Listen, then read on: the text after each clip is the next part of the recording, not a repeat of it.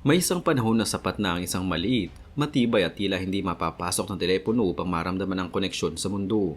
Wala pang touchscreen, wala pang mga application na parang walang katapusan at hindi pa rin usong pag-scroll ng pag-scroll sa maghapon. Sa halip, mayroong mga keypad na kailangang pindutin ng paulit-ulit upang makabuo ng isang mensahe. May antena na minsan ay kailangang hilahin at may disenyo na tila silyadong kahon. Hindi nabubuksan, hindi napapalitan ng baterya ng basta-basta at hindi rin madaling masira. Isa sa mga pinakaunang pangalang sumikat sa ganitong uri ng karansan ay ang Motorola. Ang Motorola ay hindi lamang isang simpleng tatak ng cellphone, isa itong mahalagang bahagi ng kasaysayan ng modernong komunikasyon. Bago pa man naging karaniwan ang paggamit ng smartphone, ang Motorola ang naglatag ng pundasyon kung paano magiging personal, portable at praktikal ang pakikipag-usap sa pamamagitan ng teknolohiya. Ang bawat beep ng keypad, bawat maikling text message at bawat tawag na may bahid ng static ay may kasamang alaala ng panahong nagsisimula pa lamang ang digital na koneksyon. Nagsimula ang Motorola hindi bilang isang kumpanya ng cellphone kundi bilang isang maliit na negosyo sa radyo. Noong 25 ng Setyembre 1928, itinatag ni Paul B. Galvin at ng kanyang kapatid na si Joseph E. Galvin ang kumpanyang tinawag na Galvin Manufacturing Corporation sa Chicago, Illinois sa US. Sa panahong iyon, ang kanilang pangunahing layunin ay gumawa ng mga battery eliminators, isang aparato na nagpapahintulot sa mga radyo na gumana kahit gamit ang kuryente sa halip na baterya. Noong dekada 30, nagbago ang direksyon ng kumpanya na magsimula silang gumawa ng mga radyo para sa sasakyan. Noong 1930, inilunsad nila ang kauna-unahang commercial car radio na kanilang pinangalan ng Motorola. Ang pangalang ito ay pinagsamang motor na tumutukoy sa sasakyan at ola, isang karaniwang hulapi sa mga audio equipment noong panahong iyon tulad ng Victrola. Sa madaling salita, ang Motorola ay nangangahulugang tunog habang nasa biyahe. Dahil sa tagumpay ng kanilang car radio, naging mas kilala ang pangalang Motorola kaysa sa mismong pangalan ng kumpanya. Kaya noong 1947, opisyal nilang binago ang pangalan ng kanilang kumpanya mula sa Galvin Manufacturing Corporation tungo sa Motorola Incorporated. Ang Motorola ay unang pinamunuan ni Paul V. Galvin na naging pangunahing puwersa sa likod ng pag-unlad ng kumpanya. Matapos ang kanyang pamumuno, ipinagpatuloy ito ng kanyang anak na si Robert W. Galvin na naging CEO noong 1959. Sa ilalim ng pamumuno ni Robert Galvin, lalo pang lumawak ang operasyon ng Motorola at pumasok ito sa iba't ibang larangan ng electronics, kabilang ang semiconductors at komunikasyon. Isa sa pinakamahalagang tao sa kasaysayan ng Motorola ay si Martin Cooper, isang engineer na itinuring na ama ng cellphone. Noong 3 ng Abril 1973, ginawa ni Cooper ang kauna-unahang handheld mobile phone call gamit ang isang prototype ng Motorola Dynatac. Tumawag siya sa kanyang karibal na si Joel Engel ng Bell Labs, isang simbolikong hakbang upang ipakita ang kakayahan ng kanilang imbensyon. Ang unang komersyal na cellphone ng Motorola ay ang Dynatac 8000X na inilunsad noong 1983 matapos ang mahigit isang dekadang pananaliksik at pagdevelop.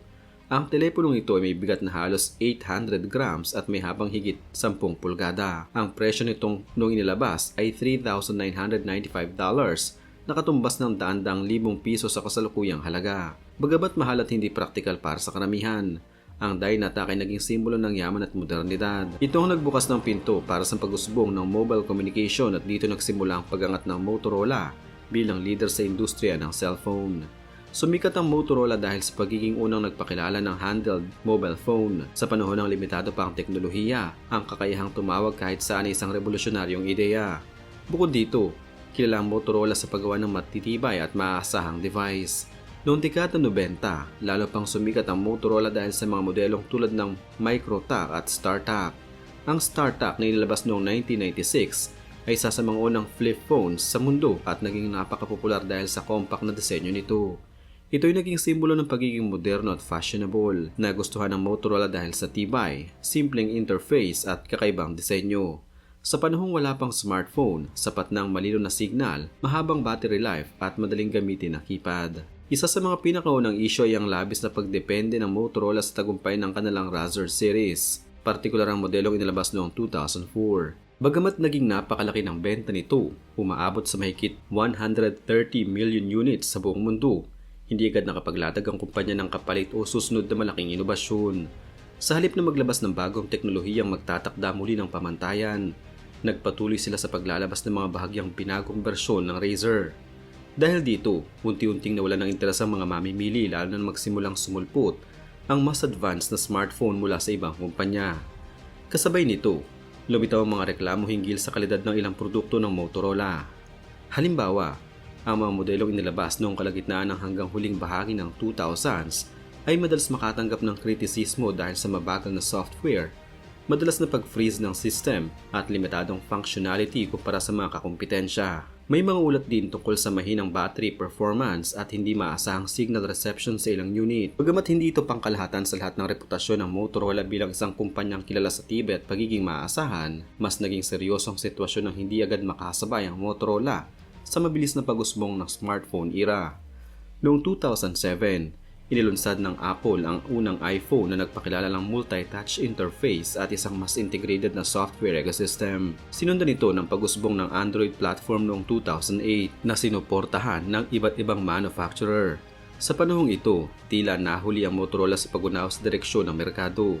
Bagamat kalaunin naglabas sila ng mga Android-based phones tulad ng Motorola Droid noong 2009 na naging eksklusibo sa Verizon sa Estados Unidos, hindi sapat ang mga hakbang na ito upang maibalik ang kanilang dating dominasyon. Noong 4 ng Enero 2011, opisyal na hinati ang Motorola sa dalawang magkahiwalay na kumpanya, ang Motorola Mobility at Motorola Solutions. Ang Motorola Mobility ang humahawak sa consumer devices tulad ng cellphones at tablet, samantalang ang Motorola Solutions ay nakatuon sa enterprise at government communication systems. Layunin ng paghahating ito na mas mapabilis ang pagdedesisyon at mapabuti ang performance ng bawat dibisyon. Gayunpaman, ito rin ay indikasyon ng malalim na problemang kinakaharap ng kumpanya. Noong 15 ng Agosto 2011, inanunsyo ng Google ang pagbili nito sa Motorola Mobility sa halagang $12.5 billion at tuluyang nakumpleto ang transaksyon noong Mayo 22, 2012. Isa sa mga pangunahing dahilan ng pagbiling ito ay ang malawak na portfolio ng patents ng Motorola na mahalaga sa patuloy na patent war sa industriya ng smartphone.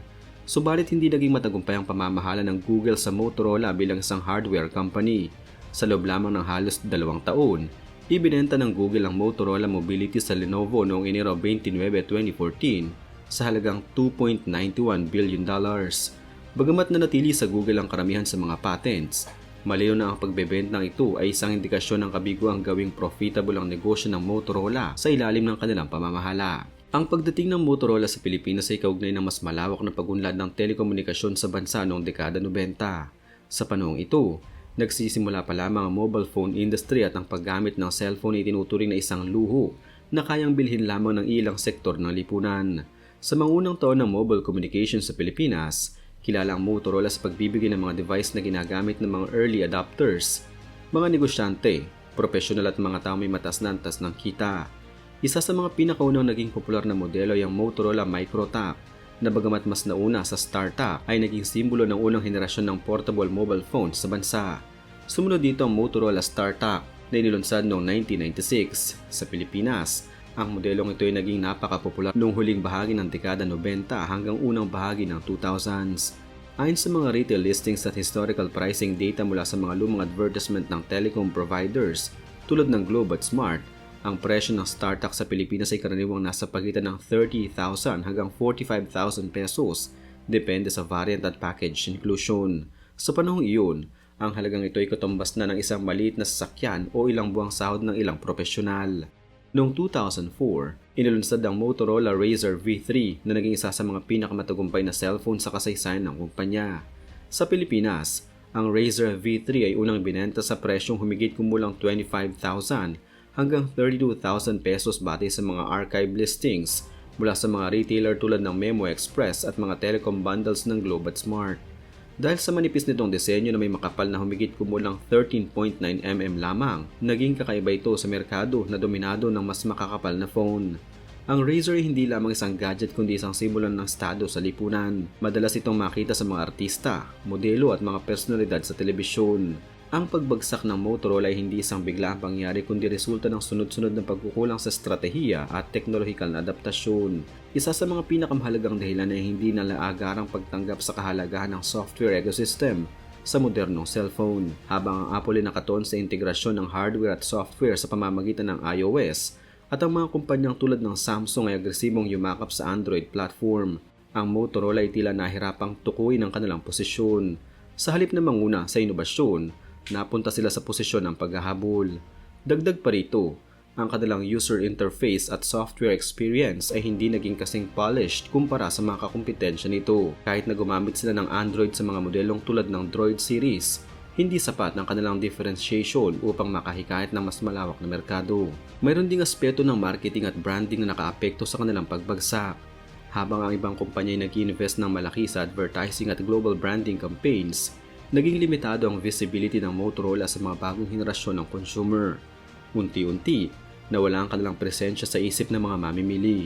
Sa kasalukuyan, ang Motorola ay bahagi na ng Lenovo Group Limited, isang kumpanya nakabase sa Beijing, China na kilala rin sa paggawa ng mga laptop at iba pang electronic devices. Sa ilalim ng Lenovo, sinubukan muling buhay ng brand sa pamamagitan ng pagtuon sa mid-range at budget smartphone market.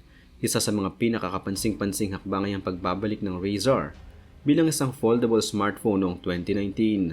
Ang modernong Razr ay may flexible OLED display na maaaring tiklupin, isang malino na pagbalik sa iconic na flip design ngunit may kasamang modernong teknolohiya. Bagamat hindi ito naging mainstream hit dahil sa mataas na presyo at ilang isyu sa durability, ipinakita nito na may kakayahan pa rin ang Motorola na mag-eksperimento at magdala ng nostalgia sa bagong anyo. Sa pandaigdigang merkado, ang Motorola ay nananatiling isang mid-tier player. Ayon sa mga ulat mula sa IDC at Counterpoint Research noong mga nakaraang taon, hindi na ito kabilang sa top 5 smartphone manufacturers sa mundo, ngunit mayroon pa rin itong presensya sa mga merkadong tulad ng Latin America, North America, lalo na sa budget at mid-range segment.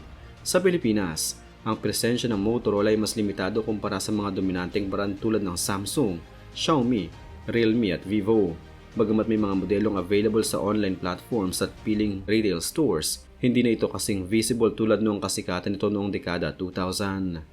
Gayunpaman, may maliit ngunit matatag na grupo ang mga gumagamit pa ng patuloy na tumatangkilik sa Motorola dahil sa kanilang clean Android experience, isang bersyon ng Android na halos walang dagdag na bloatware at sa reputasyon nito sa paggawa ng matitibay na device. Sa kabuuan ng bahaging ito ng kasaysayan, makikita na ang Motorola ay dumaan sa matinding pagbabago mula sa pagiging leader patungo sa pagharap sa mga hamon at sa patuloy na pagsisikap na makahanap ng lugar sa isang industriyang patuloy na nagbabago.